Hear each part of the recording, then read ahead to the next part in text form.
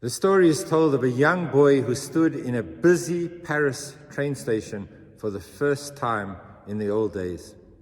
And he was so mesmerized by all of the activity and the energy that was taking place in that same space. There were people running to the train, running away from the train, coming, going, loading baggage on, loading baggage off. There were emotional differences between the people.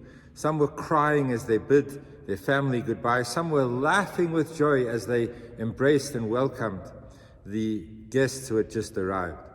Such diversity of energy, so much happening.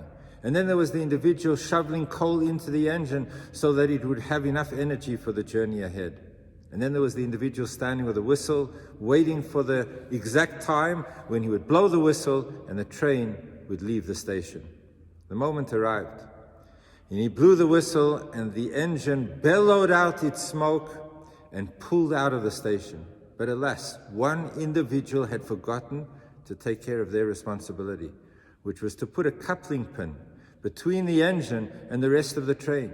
With all the fanfare, with all the energy, the engine had moved out of the station. The rest of the train remained exactly where it was.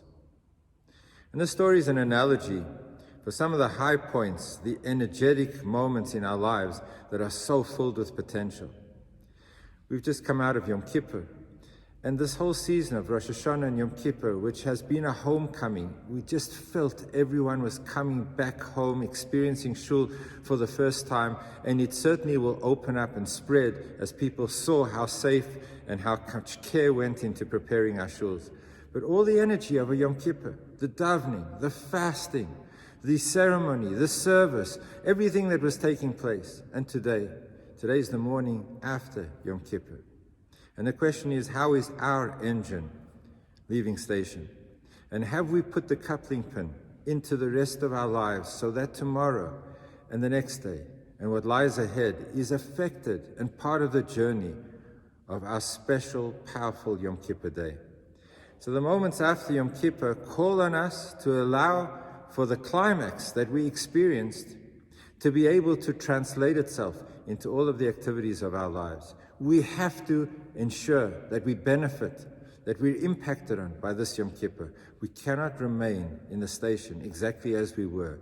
We need to be attached to the energy that we felt and that we created over Yom Kippur. And particularly in these days as we move from Yom Kippur into Sukkot, which begins on Monday night, which is Man Simchatenu, the time of our great rejoicing, happiness, the festival of joy.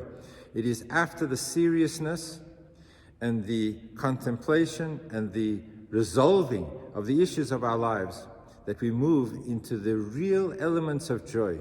Having unshackled ourselves from all the baggage of the past, we're given the opportunity to truly rejoice.